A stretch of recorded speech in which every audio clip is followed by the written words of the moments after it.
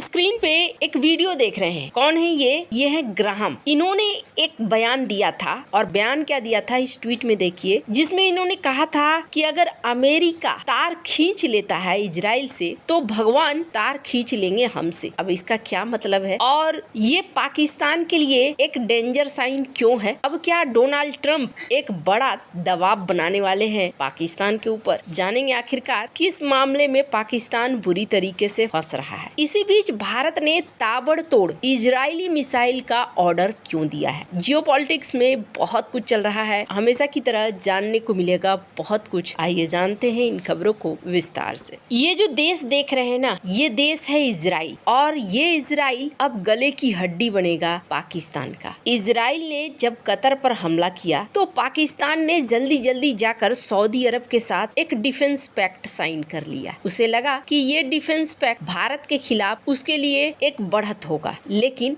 ये गलत साबित हुआ तब जब अफगानिस्तान के साथ लड़ाई हुई और सऊदी अरब ने सिर्फ मैसेज छोड़कर और कुछ भी नहीं भेजा। दुनिया भी इस पैक्ट का महत्व समझ गई और अभी क्या हो रहा है? अभी ये हो रहा है कि सऊदी अरब अमेरिका से ये पैक्ट साइन करने जा रहा है। इस बीच शुरुआती दौर में पाकिस्तान ने नजदीकियां बढ़ानी शुरू कर दी थी अमेरिका से और अमेरिका जब उसने मध्य पूर्व के लिए कहा कि भाई अब शांति हो जाएगी, यहाँ पर इन्होंने पाकिस्तान का नाम लिया और अपने फेवरेट फील्ड मार्शल मुनीर का भी नाम लिया। तब ये लोग बहुत खुश थे और समर्थन के वजह से, जो कि शहबाज शरीफ ने कई बार ट्वीट कर करके डोनाल्ड ट्रंप को समर्थन किया कि हाँ जी अब शांति हो रही है, सीज फायर हो रहा है इजराइल और हमास के बीच में, तो हम यहाँ खुश हैं और हम डोनाल्ड ट्रंप का समर्थन करते हैं। डोनाल्ड ट्रंप को लेकर इन्होंने खुशी भी जाहिर करी कि हाँ आपका डिसीजन बहुत अच्छा है, आपने शांति स्थापित करवा दिया, आपको तो नोबेल पुरस्कार मिलना चाहिए। लेकिन ये सीज फायर क्या अब लंबा चलने वाला है या फिर खत्म हो रहा है? स्क्रीन पर द टाइम्स ऑफ इंडिया का एक आर्टिकल देख सकते हैं जिसमें कहा जा रहा है कि इजराइल ने सीज फायर के बावजूद 153 टन के बम गिरा दिए हैं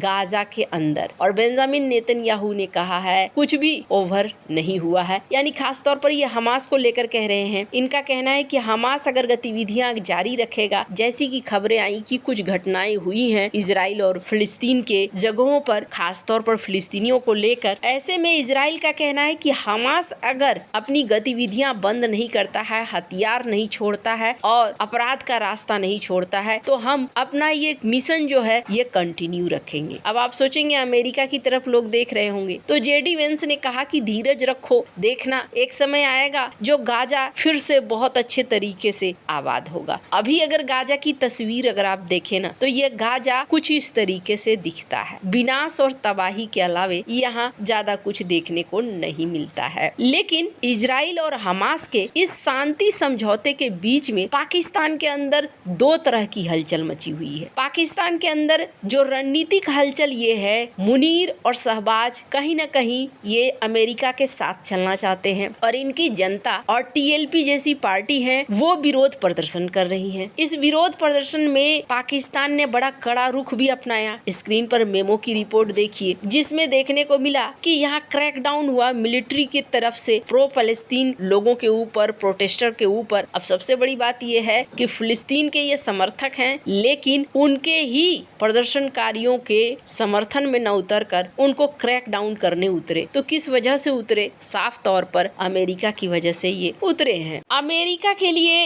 इजराइल क्या मायने करता है, इस वीडियो में आप देख सकते हैं ग्राहम ने क्या कहा। But tonight, it's late at night, Israel is in a fight for their lives. Our friends in Israel are surrounded by people who would kill them all if they could. I am tired of the word genocide. Let me tell you about genocide. If Israel wanted to commit genocide, they could. They have the capability to do that. They choose not to. Hamas, they would commit genocide in 30 seconds. They just can't. And that's the big difference, folks. To people in my party, I'm tired of this crap. Israel is our friend. They're the most reliable friend we have in the Mideast. They're a democracy, surrounded by people who would cut their throats if they could. This is not a hard choice if you're an American. It's not a hard choice if you're a Christian. A word of warning. If America pulls the plug on Israel, God will pull the plug on us. And we're not going to let that happen.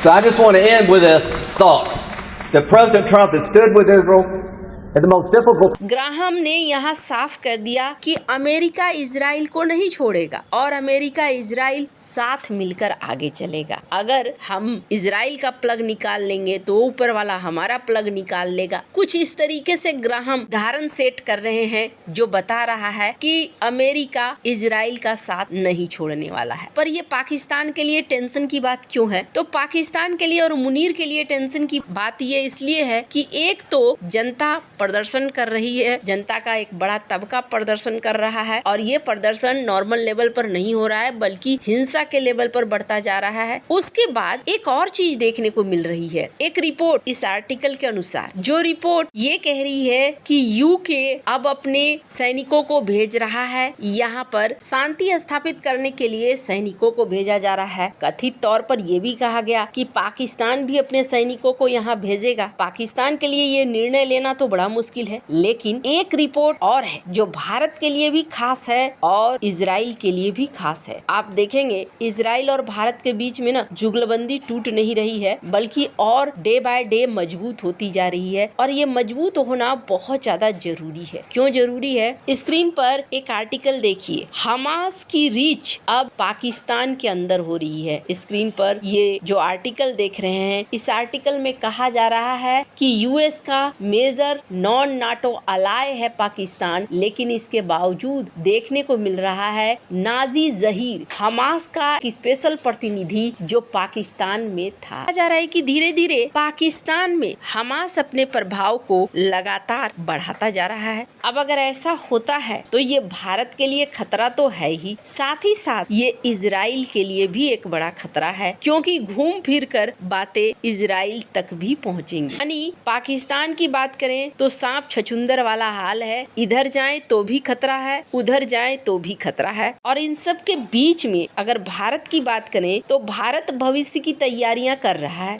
और वो कैसे? Screen पर एक article देखिए। भारत ताबड़तोड़ order पे order दिए जा रहा है। भारत ने 300 मीडियम रेंज के एयर डिफेंस मिसाइल्स के लिए ऑर्डर दिया है और ये इंडियन एयरफोर्स के लिए और नेवी के लिए। ये खास तौर पर भारत इजरायली डिफेंस सहयोग का एक बड़ा नमूना है। सबसे बड़ी चीज ये है कि ये medium range surface to air missile है जिसे एयरफोर्स, नौसेना दोनों के लिए ऑर्डर दिया गया है और ये बनाया किसके द्वारा जाता है? इजरायली एरोस्पेस इंडस्ट्री और भारत डायनेमिक्स लिमिटेड के द्वारा। इसके अलावा कई सारे प्रोजेक्ट हैं, पर फिलहाल के लिए 300 प्लस का ऑर्डर कहा जा रहा है इन इजरायली मिसाइलों का दिया गया है। वैसे आपको क्या लगता है भविष्य में क्या हो सकता है? कमेंट कर अपनी राय जरूर बताएं। जल्द मिलते हैं अगले वीडियो में नई खबर के साथ।